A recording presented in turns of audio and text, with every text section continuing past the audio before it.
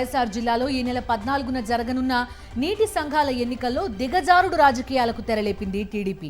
వైఎస్ఆర్సీపీ సానుభూతి పరులు నామినేషన్లు వేయకుండా గూండాయిజానికి దిగింది. పులివెందుల, జమ్మలమడుగు నియోజకవర్గాల్లో నామినేషన్ పత్రాలు లాక్కుని చించేశారు. మరోవైపు టీడీపీ నాయకుడు బీటెక్ రవి వైఎస్ఆర్సీపీ మద్దతుదారులు వేసే నామినేషన్లు తీసుకోవద్దని తహసీల్దార్లకు అనధికార ఆదేశాలిచ్చారు. ఈ విషయం తెలుసుకున్న Kadapa MP YS Avinash Reddy Thondur police స్టేషన్కు వెళ్లి అన్ని నిబంధనల ప్రకారం జరపాలని కోరారు.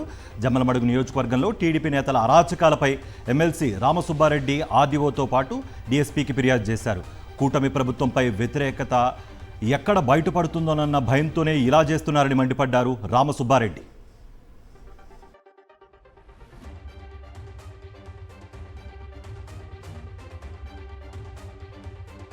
ఈరోజు ఎన్నికలు సజావుగా జరిగే పరిస్థితి ఎక్కడ కనపడట్లేదు. కనీసం నామినేషన్లు వేసే ప్రాసెస్లోనే అడ్డుకోవడం జరుగుతూ ఉంది.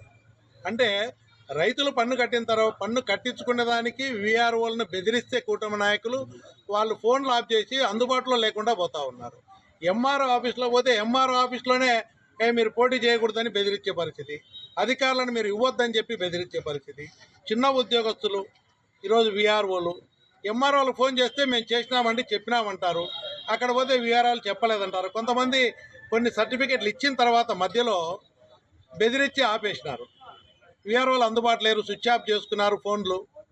ఈరోజు నేను ప్రభుత్వానికి ఒకటే మనవి చేస్తున్నా, ఈరోజు ప్రజలను రైతులను చూస్తే ప్రభుత్వం భయపడతా ఉంది. ఎందుకంటే రైతులు వచ్చి ఓట్లు వేస్తే వాళ్ళ కూటమి ప్రభుత్వం మీద వాళ్ళ ఆగ్రహాన్ని వ్యక్తం చేస్తారని భయపడి ఎన్నికలు పోటీ చేసేదానికి కూడా భయపడతా ఉన్నది కూటమి ప్రభుత్వం.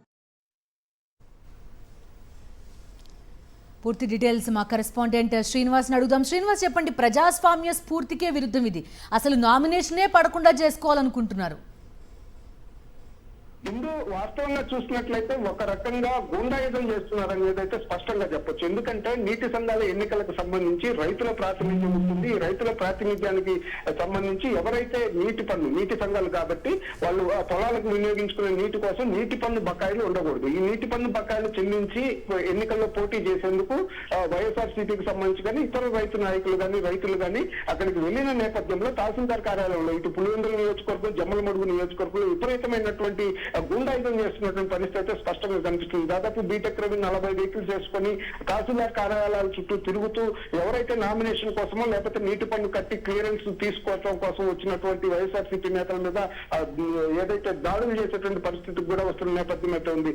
తొందరలో అక్కడ ఉన్నటువంటి తహసీల్దార్ ని బెదిరించినటువంటి పరిస్థితి ఉంది. వాళ్ళకి తీసుకోవద్దు నామినేషన్స్ అని చెప్పేసి, అదేవిధంగా పోలీసులు కూడా అనధికారికంగా మీరు కనుక నామినేషన్లు వేస్తే మీ మీద కేసులు పెడతామని చెప్పారని చెప్పేసి కూడా బాధితులు చెప్తున్నటువంటి పరిస్థితి అయితే ఉంది. ఇటువైపుగా వేంపల్లిలో కూడా ఎవరైతే నామినేషన్ పత్రాలు కానీ ఈ బిల్లులు చెల్లించడానికి వెళ్తే వాళ్ళ చేతిలో ఉన్నటువంటి కాగితాలని దాదాపుగా 50 నుంచి 60 మంది అనుచరులను వేసుకొని బీటెక్ రవి స్వయంగా వాళ్ళ కాగితాలను చించేసినటువంటి పరిస్థితి అయితే స్పష్టంగా కనిపిస్తుంది. మరోవైపు జమ్మలమడుగులో కూడా ఇదే పరిస్థితి కొనసాగుతున్నట్టు నేపథ్యంలో ఉదయం కూడా వేముల మండలంలో మహేశ్వర్ రెడ్డి అనేటటువంటి ఒక నాయకుడిని ఏదైతే ఈ నీటి బిల్లు చెల్లించడానికి వెళ్తే అతని మీద కూడా నీటి బిల్లు చెల్లించకుండా వెనక్కి పంపించేశారు పార్థసారథి రెడ్డి అనే టీడీపీ నేత.